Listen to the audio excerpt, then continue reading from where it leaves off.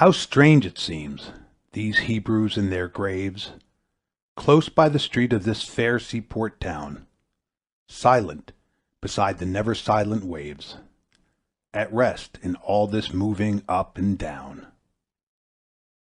The trees are white with dust, that o'er their sleep wave their broad curtains in the south wind's breath, while underneath these leafy tents they keep the long, mysterious exodus of death.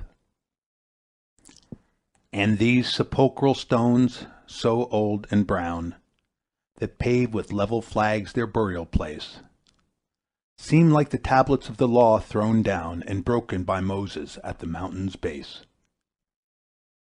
The very names recorded here are strange, of foreign accent and of different climes. Alvarez and Riviera interchange with Abraham and Jacob of old times. Blessed be God, for he created death, the mourner said, and death is rest and peace.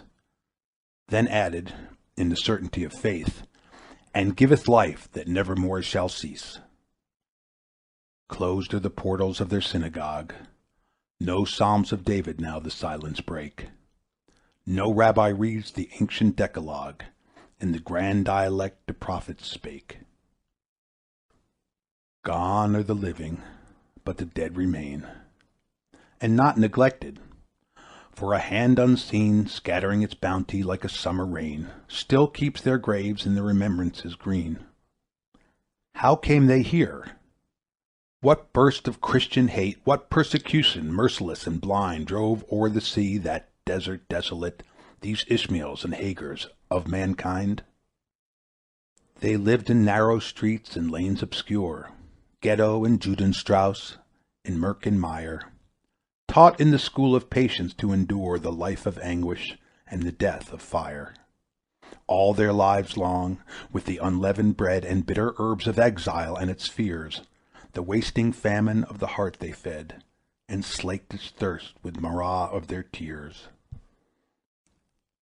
Anathema Maratha was the cry that rang from town to town, from street to street, and every gate the accursed Mordecai was mocked and jeered and spurned by Christian feet. Pride and humiliation, hand in hand, walk with them through the world where they went. Trampled and beaten were they as the sand, and yet unshaken as the continent. For in the background, figures vague and vast of patriarchs and of prophets rose sublime, and all the great traditions of the past they saw reflected in the coming time. And thus forever with reverted look, the mystic volume of the world they read, spelling it backwards like a Hebrew book, till life became a legend of the dead.